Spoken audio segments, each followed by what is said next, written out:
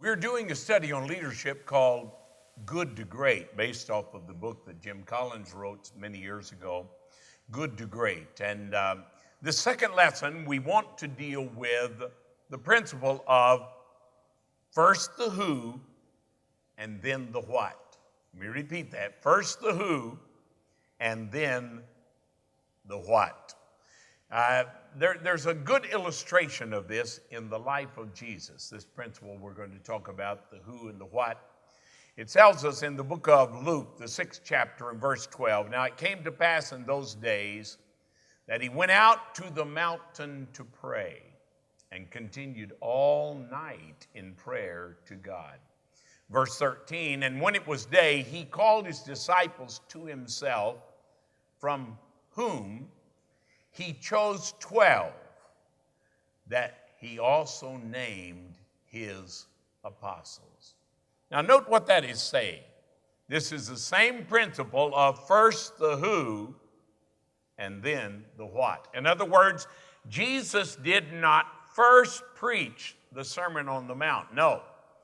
First, he chose his apostles. That was his priority. Choosing his team. Choosing these men. And you notice how diligent, how disciplined he is in that. He goes out and spends the whole night in prayer. Now, I don't know what that says to you, but Jesus Christ is God in the flesh. If Jesus needed to pray before he made decisions, how much more I need to pray before I make important decisions. So he spends a long time in prayer, the whole night praying, and then he goes and starts choosing the 12 that's going to be with him the rest of his ministry. I find that highly significant. After he chose them, then you go on in this chapter, verses 20 through verse 49 is what we call the Sermon on the Mount. And he brings his disciples, has them seat all the people around him, and he gives them the Sermon on the Mount, which is basically giving an outline of the kingdom of God. This is the way it operates. This is the way it's going to work. But he doesn't first preach the Sermon on the Mount. He first chooses his apostles. Now, great leaders do the same thing. They do not begin by proclaiming their vision, their strategy. No. Where do they begin?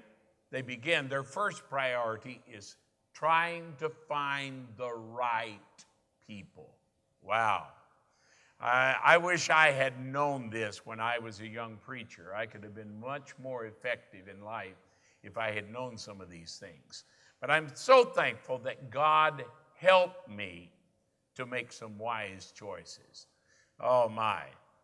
The people that you align yourself with.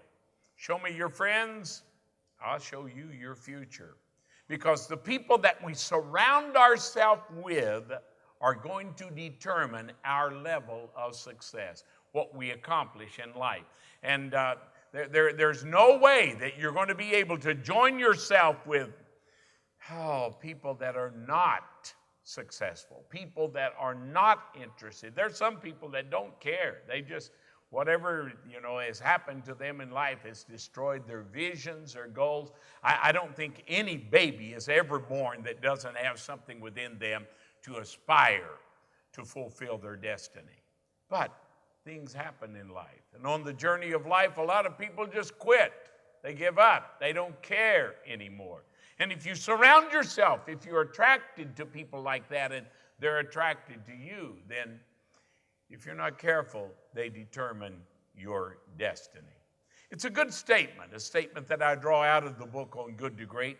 People aren't your greatest asset. When I saw that, I thought, wait a minute. People are our great resource. And then they described it, the right people are. And I had to say, you're right. That's exactly right. So it's not just surrounding yourself with people. You got to surround yourself with people that can help you fulfill your destiny. The right people is what's going to determine that. See, great vision without great people is irrelevant. It's just not going to happen, friend. It's not going to take place because the people that you've surrounded yourself with are going to keep you down. It's what my friend Winston Gray taught me from Jamaica. He's living on the island, Jamaica. One of their favorite things to do was go crabbing. And he said, going crabbing, you need a good light. They help you find the crabs, and then you need a good bucket with a lid on it. Because when you catch a crab and you put him in the bucket, he will climb out of the bucket if you don't have a good lid to seal him in. However, he said, after you catch the second crab, you can throw the lid of the bucket away. You don't have to worry about it anymore because every crab that you put in, when the crab starts climbing, trying to crawl out, the other crab on the bottom of the bucket will reach up with his pinchers and grab hold of him and pull him right back down again. Boy, what an illustration of crabby people. Have you ever been around crabby people that just always pulling you down? Oh, yes, we understand. So great vision without great people is irrelevant. Now, let me give you an illustration of this principle with what I'm going to call the bus stop. Think of yourself as a leader as the bus driver, the pastor of the church. He's driving the bus of the church. Now, I've seen so many bus drivers that get confused with their role. Your role is to invite people to get on the bus. So you're always stopping and come on, you open the door, invite them to get on the bus. We're going to a certain destination. But some bus drivers get confused. When somebody gets off the bus, they go running after them. No, that's not your job. Your job is keep driving the bus. That's your job. You got to find new people. And if you spend all of your time chasing people that are leaving the bus, guess what? You're never going to get the bus to the proper destination. So the bus stop. People must believe that this bus is going where I want to go before they will be willing to get on the bus. There's got to be something there that leadership is projecting. This is where we're going. And say, yes, I want to go too. I want to go on this journey. I want to be a part of this. And that's what causes them to make the commitment of stepping on the bus, getting on the bus. Now, when you get on the bus, the second thing I will point out is what we'll call the bus seats. The bus seats. There are different seats, and you must find your place. It's not good to ride the bus standing up, even though I've seen that happen in so many places. It's still not the safest way to ride the bus. Find your seat. Everybody should find their seat. Now, when the people get on the bus, even though they saw where the bus is going, every one of them has their individual vision of the best way to get to that destination. Even though they're not driving the bus, they want to give advice. They want to give counsel, and they're always saying, hey, you ought to turn right down here. Or, that's the challenge of leadership. The challenge of leadership is you have a vision, we call the vision of the house in the church, or the vision of the bus in this illustration. Everybody's got a vision, though, that's on board. Now, what your job is as leader is to harmonize all those different visions, bring them into one single vision, one single purpose, to bring them together in unity. That's the challenge for leadership. One of the greatest illustrations I've ever heard of this was the ministry of Billy Graham. Billy Graham's one of my heroes. He did it as right as any minister I've ever known. And Billy Graham, they said of him that he chose a variety of people to work on his Billy Graham evangelistic team. They came from, if I remember correctly, like 18 different denominations. I mean, they come from, it was just a broad spectrum of denominations. And they came from many different nations. Not just one country, but many different parts of the world where they're coming from different cultures. And he deliberately chose them because he felt they would be an asset to his team. And yet this is what they tell me, that they never one time heard his people on his team arguing about doctrine. Wow, that is amazing, because they come from such a variety of places and denominations. They said Billy Graham was such a great leader, he was able to keep us focused on one thing. God has called us to evangelism. He's not called us to teach the book of Revelation, or he's not called, he's called us to evangelism. And because of his leadership, he was able to keep them focused on the vision where the bus was going. That is a great example. And that's the challenge that every leader is going to face. Now, in getting these right people on the bus, you also get them in the right seats. Get them seated in the proper place. You've got to discover what they're able to do, what their giftings are. And then, once you get them in the right seats, they will help you to decide the right place to go. I remember I was counseling with a young church. They purchased their own building. They had some people in the church that had some money, and they were telling me all they were doing. Now they were looking for a pastor to come and pastor their church. And I said, what you're describing to me is like an old maid that's wanting to get married, and she goes out and makes some good fortune and buys her own house and furnishes it, and then she's looking for a man to put in her house with her. Guess what? It's just not going to happen the way that they're thinking it's going to happen. And I said, that's what you're describing to me. Now you're looking for a pastor to be your leader of your... No, I said, if he's any leader at all, he will want to help make those decisions, because that's the way it's got to work. And so good leaders recognize this. If I can get myself surrounded with the right people, that's being the team builder, then the corporate mind's going to know better how to do this than I will ever know how to do it alone. And so that's why first the who and then the what. Now, I need to mention it may be possible to have the right people, but just have them in the wrong seats.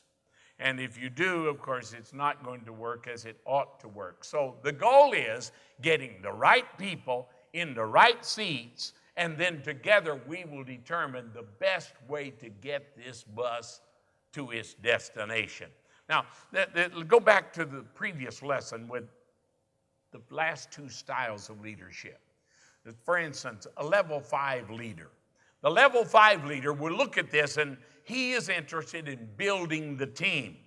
First the who, and then the what. You take the level 4 leader, though. This is the man that's charismatic, he's disciplined, he's smart, he's a team builder, but he lacks humility. He surrounds himself with what they call a leader, a genius, with 1,000 helpers. We're inviting you to come help me build this church, this ministry, whatever it is that he is accomplishing. What's he doing? He's reversing the order. It's now first the what and then the who. And it's no wonder that those type leaders will never accomplish what the level 5 leader does with his genuine humility.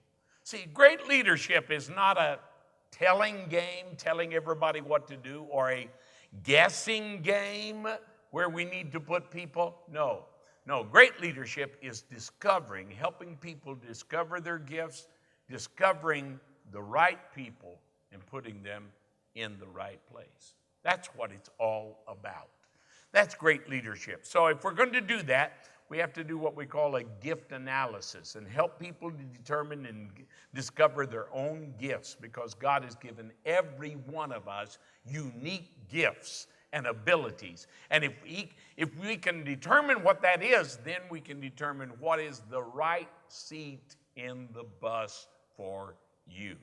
For instance, I love teaching adults. I would be terrified to try to teach 4-year-olds. What would I have to say to a child? I would be scared out of my mind. I wouldn't know what to do with it. But that's determining what your gifts are, get you in the right seat on the bus. There's a good verse of scripture on this for leaders. In 1 Thessalonians 5:12, he says, recognize those who labor among you. In other words, you've got to determine who they are. What is their gifts? What is their talents? What is it that they do with excellence, that they do well? Put them in that position and let them serve. Recognizing those that labor among you. One last thing I would like to say before I leave this thought. The size of our church is going to be determined by how many leaders we are able to develop.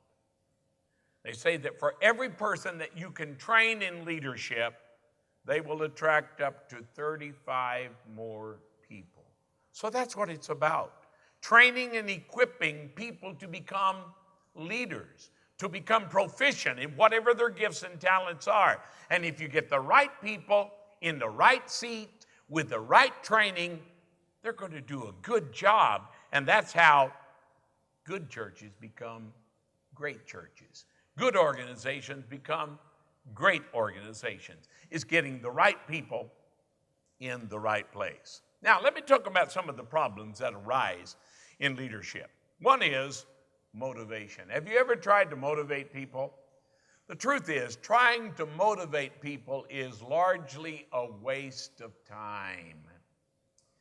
I've been in church services like this. Every Sunday, it's like, we fix flats, and they're trying to pump everybody up again and get them, something is wrong there. That is not the picture that Jesus paints us of the church. That's not what he intended.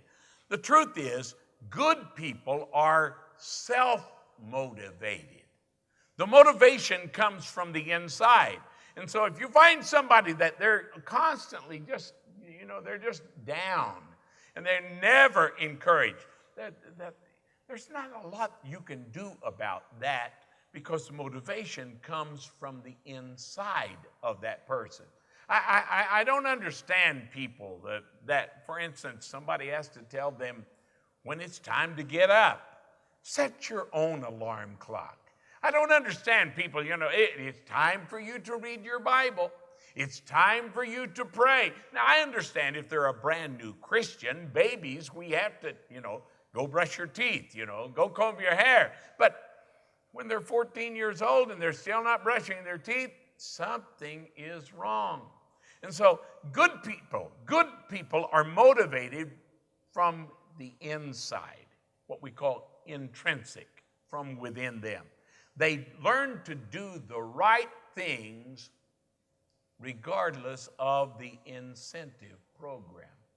It's one of the things they discovered in their study was many of the level 4 leaders actually made more money than the level 5 leaders, because the level 5 weren't thinking of themselves. They're thinking of their people, of their organization, their company, whatever it is that they are leading. Whereas the level 4, he's the leader with the genius with 1,000 helpers. And so he's above everybody else. And many of them, actually, level 4 leaders made more money than level 5.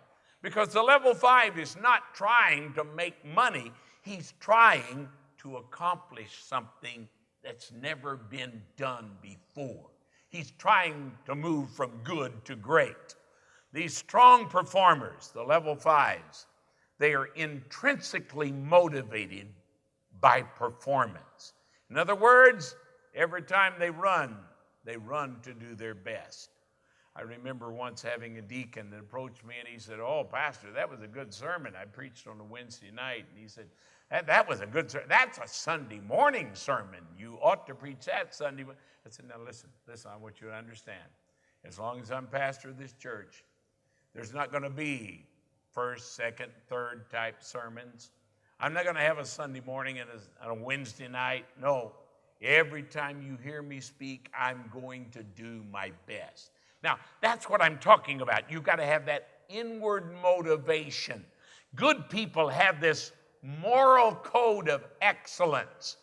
If it's worth doing, it's worth doing it right.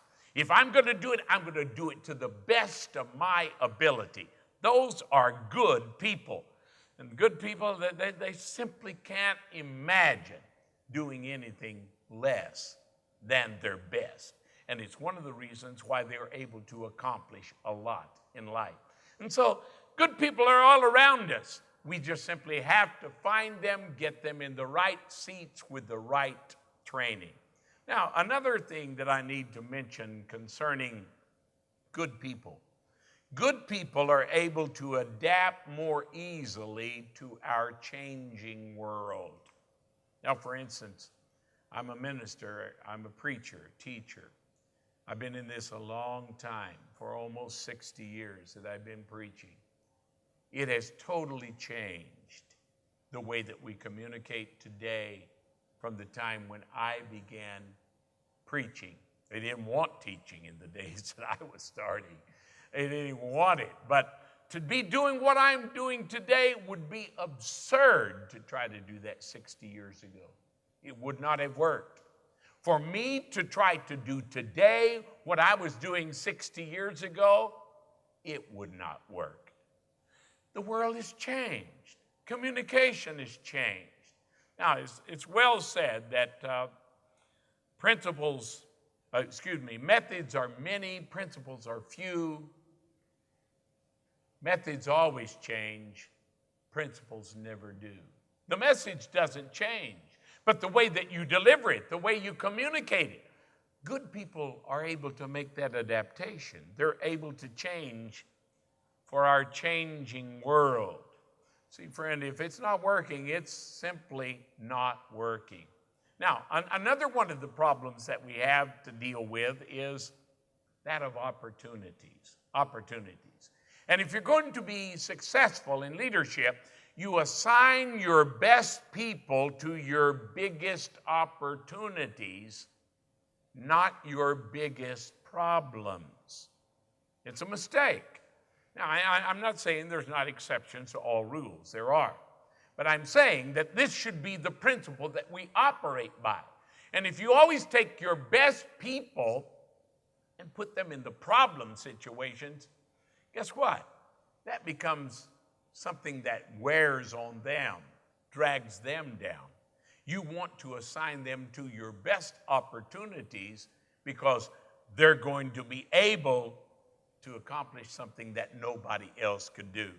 See, don't burden productive people with unproductive people. Just don't do that.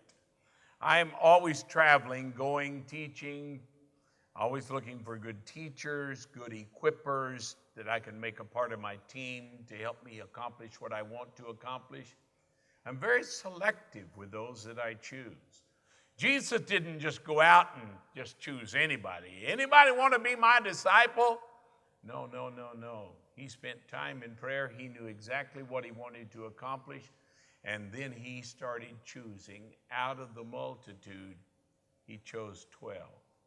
Now, we can call that whatever we want to call it, but that was team building. Don't burden productive people with unproductive people. If you do, the unproductive people demoralize the team. And if you have people on your team that are not doing their job, either correct the problem by getting them to do what they're supposed to do, or replace them. It's that simple. You don't continue to just, I'm trying to help them. There's a big difference in helping someone and carrying someone. A big difference. And there are some people that they're not going to change. And when I realize I'm dealing with someone, they're not going to change. They're not going to improve. They're not going to do better. Then I put somebody else in that position that will do the job, that can do what is necessary. Because if you don't, it demoralizes the team and everybody comes up. And I've seen this happen over and over again. See, when churches are growing, when you got a baby church, people will tolerate the young man playing the guitar out of tune that can't carry a tune. They will tolerate it because that's my grandson that's singing. But as the church begins to grow, suddenly people begin to point out the guitar needs to be tuned. He's tone deaf. He can't carry a tune. And why do you have him singing the special song? See, it's not that we're being mean to people. He may be the best person in your church. Put him in a position where he's in the right seat, the right position, where he can exercise his gifts. If we don't do that, we demoralize the team, and everybody loses because of that. These are simple principles that Jesus has taught us in leadership. He didn't choose everybody. In fact, you look at the way that he related to the multitude, then he relates to the 70, then to the 12, and then to the 3, and then finally to the 1, to John. The way he related to them was all differently because Jesus was the great leader. He's the master of it all. And he shows us the way that we should do things if we're going to accomplish great things with our life. You've only got one life, friend. Live it to its best. Live it to its maximum. Let your goal be, I want to take whatever things God has given me, I want to do my best with that. I want to take it to the next level. May God bless all of us on our journey of faith as we travel from good to great.